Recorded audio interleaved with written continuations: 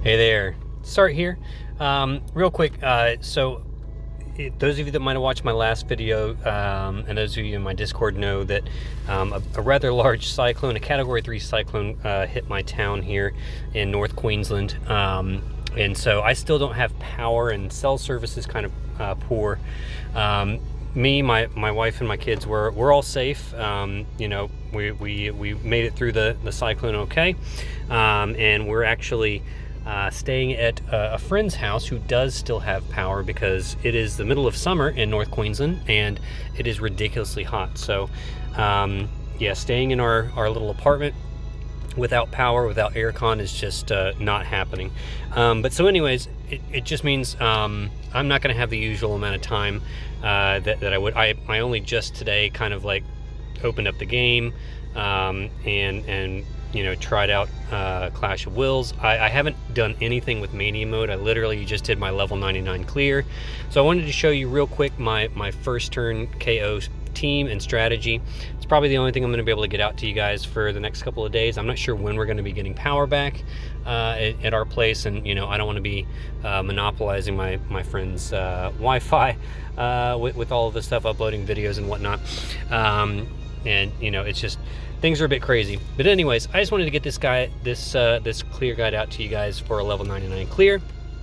No modifiers of any kind. You know, it's going to be probably a few days before I can even like get in there and try out Mania mode and see what that's all about. From what I'm hearing, it's a hot mess. Let me know in the comments below what you think of Mania mode and how it's going. But anyways, enough of that. Let's get straight to the clear. I'm going to try and get this done real quick. Let's go ahead and take a look at the gear.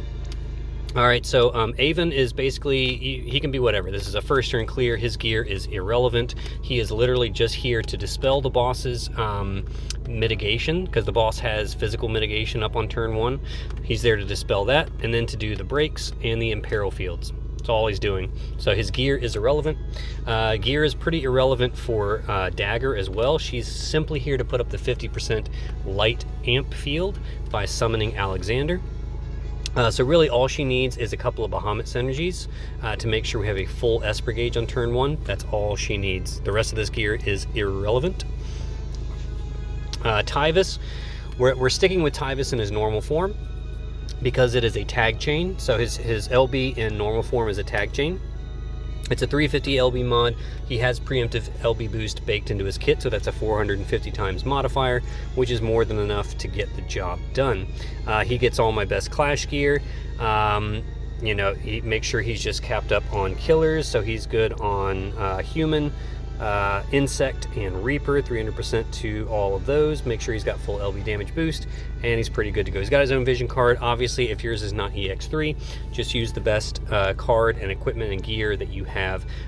He does have all the Clash gear. All right, but if you don't have all this Clash gear, just, you know, do the best that you can. This team does overkill by about 400 or 500 million on average. So, you know, if your Tyvis is only EX2 and maybe you don't have all the same gear, don't sweat it too much. All right. Rosa, her gear is irrelevant.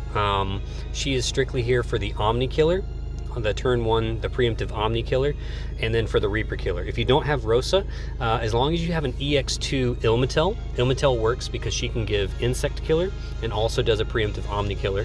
You can also use Ihana in place of Rosa, because Ihana does the Human Killer and also does a preemptive 100% Omni Killer. All right, so it can be Rosa, Ilmatel, or Ihana in this spot. Cetra Descendant Aerith, she is here for the light imbue and the amp, the 400% buffs, 250% LB damage buff. That's all she's doing. All she has to be is EX +2, so you can have her LB up on turn 1. Her gear is irrelevant. 2B is the only other one where you have to really worry about the gear. You got to make sure she's nice and strong if you want to kill this thing on the first turn. So she's got the Dark Visions Katana, Clash Celestite Regalia, Dragoon Helm, you know, high attack gear, indestructible light there. You know, she's got her own vision card, Purger of Pestilence there for the Insect and Reaper Killer. Just do whatever you can to get her Reaper, Insect. Oh, she's actually not capped on Insect Killer. Ooh, that's actually really interesting to know. I wonder if I could get her some more Insect Killer. Yeah, let's give her Actually, let's see. It's based on attack. Having trouble remembering the name of it right now. It's the hat 50. It's got like 52 attack on it. There it is. Scanning goggles. That's what I'm looking for because it's got insect killer on it. Boom. All right. So we'll take the hit and attack to get a little extra insect killer on it. Why not? Yep. Okay. So I think we should be good there. All right. So let's go ahead and get in here and see how we do this in one turn.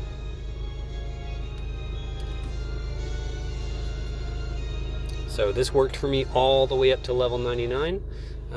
If your units aren't quite as strong, you know, you might get stuck at level 90 or 95 or something like that. All right, so Avon is just going to do, he's going to do Air Slash to start because that dispels the mitigation. So the boss has, he only has an attack and spirit buff. But you see he's got physical and magic damage mitigation. The magic mitigation is undispellable, as are the attack and spirit buffs.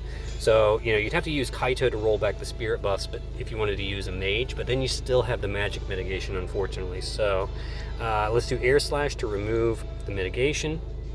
Enhanced Glimmer for the breaks, safe passage for the imperil fields. So there we go. Okay.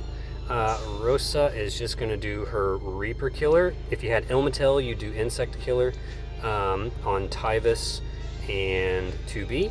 If you had Ihana, you do the Human Killer on Tyvis and 2B. Dagger is just going to do Divine Judgment for the Amp field. Aerith just does her normal LB, which adds light, amps light by 45%, 400% buff, and 250% LB damage buff. So these guys just do their LBs. I'm going to start with 2B, let her ramp up the chain, and then send Tyvis. All right.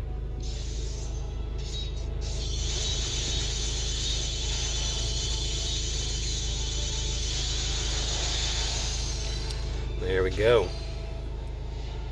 All right, and that's how we get the job done. 3.6, so see a fair amount of overkill there. So if your Tyvis or your 2B aren't quite as strong, you should still be able to get this over the line. It might not be quite as consistent as getting it done every time. So if you're like interested in farming, but your units aren't quite as strong to do it every time, it might not be the best farming clear. It is for me because I pretty much get it done every time. So there's Tyvis. Yeah, I mean, usually 2B actually rolled a bit low on that one. She's usually a bit more like 1.8, 1.9, but Tyvis rolled high to make up for it, so there you go.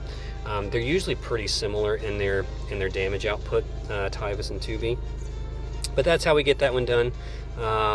And yeah, all right. We don't really care about the score too much. Ah, man, my farming efforts have not been too good, but I haven't had that much time, honestly. I've done this clear maybe like 3 or 4 times, and that's about it. So yeah. Just waiting for the power to come back on so we can get back into our apartment, get back to life as normal. So thank you guys so much for following me. Hopefully this is helpful to you. It might take me a few days before I can get back to normal, and actually, you know, once I get power back at my place, hopefully I can get back to it and get some clears out to you guys. But thank you so much for following me. Thank you so much for the well wishes, and I will see you on the other side.